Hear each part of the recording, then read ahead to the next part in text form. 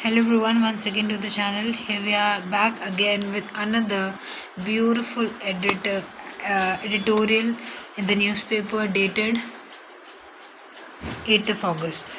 So the topic for today's editorial is a bit off the script and off the line. Today we are going to focus not on the geopolitics of the country but on the situation, the scenario of the country, that is the people. It's basically linked to our lives in person.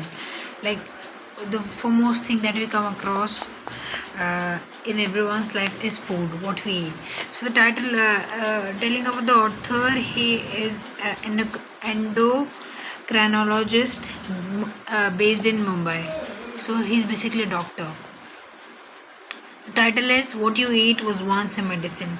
Here the author tries to emphasize or tries to limelight that what we now treat as just merely a food or something which is supposed to be eaten by us just to fulfill our stomach cravings is once treated as a medicine. Not only as a food but as a medicine. Because here the author also writes that India once taught the world that the food is medicine, and ahar was the first and most intimate form of medicine. From food as medicine to food as marketing can cost us a costly detour. It is time to reverse the journey. Let the food be medicine again. So basically the author tries to put a limelight that we should treat a food not just for filling our stomachs but for treat it as a medicine. Like we should treat it, it's a cure to our every problem, right? The author writes that Anam Brahma. Its food was not merely a sustenance but a Brahman itself, the body, mind, and prana. It signifies and it coexists all together in a body. What we place on on our tongue shapes the quality of thoughts. Very important thing. What we eat is like in layman language, if we were supposed to say, it goes like what we eat is what we become, right? And what we think, the same thing go hand in hand. Thereafter, the in today food industry is not just a food industry, not just it's serving to fill our stomachs, to fill our needs, but they have something also. Marketing strategies are also linked together, tactics are there, like which include celebrity endorsement, cartoon characters, cricket sponsorship, and aggressively buy one get one tactics, and also the mascots, the cartoon mascots, which serves as an attraction for children who are not even aware of what they are eating and how it's going to affect them in the long term, if not in the short term. That is why it is leading. India is overgrowing in number of cases. First, that is obesity, and second is type 2 diabetes. India once never knew what these things are, but now, as of 2026, India is a leading grower or leading it's in the top notch rankings of number of people suffering from these two things. It's just because of irregular and irresponsible eating, like eating whatever you are given out without being giving it thought, without being consciously aware of what you are eating and how it's going to affect it. The writer further writes here that the global science is unambiguous. It has linked ultra processed food to obesity, diabetes, heart disease, and certain cancer as well. The WHO and UNICEF have repeatedly warned to expose the junk food advertising shapes children's preferences long before they can exercise informed choices. Every time a child reaches for a sugary drinks, very important, the major contaminants of this food that we eat nowadays is sugar, salt, and aerated drinks, right? Unbalanced amount of fat, sugar, and salt are being added to things.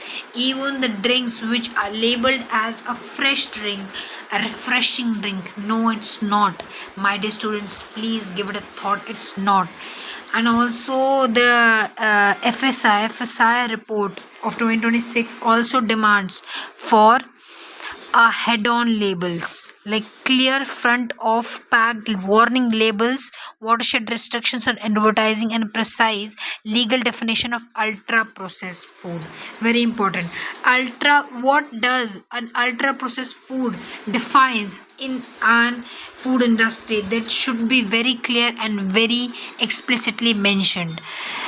Moving further, we could also see that how it has affected. The second paragraph entirely covers of how this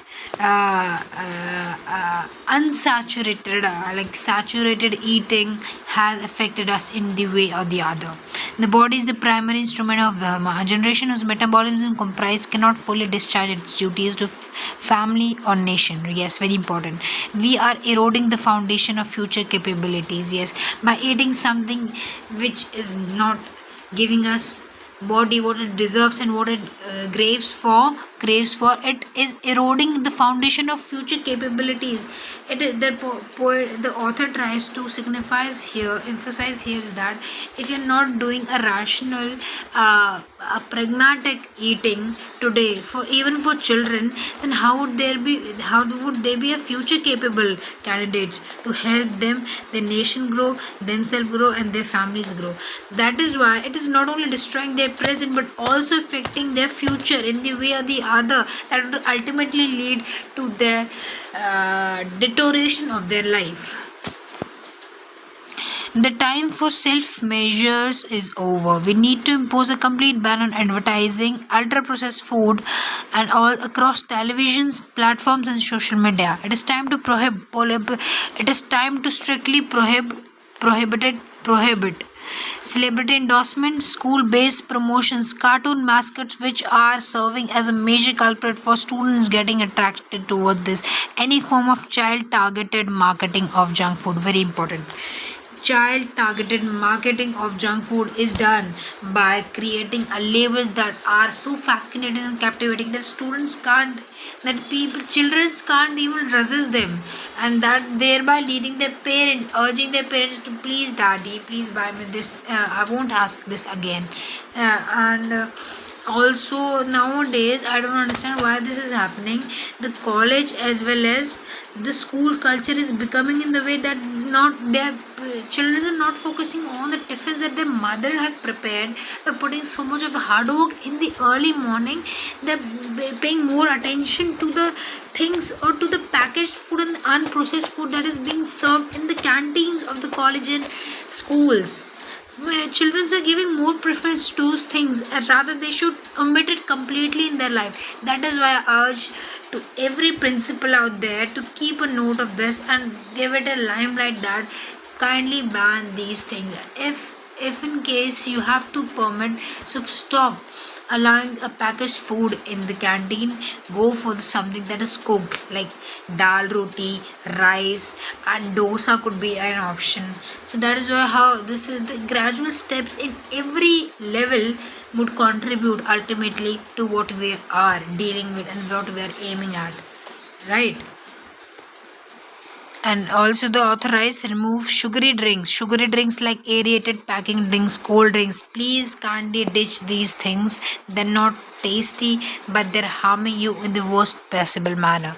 Culturally rooted, and we should stick to a wholesome sattvic culturally rooted meals as served by a mother in Indian cuisine. Thank you very much for joining me today. This was all for this video. We'll meet in yet another. Thank you.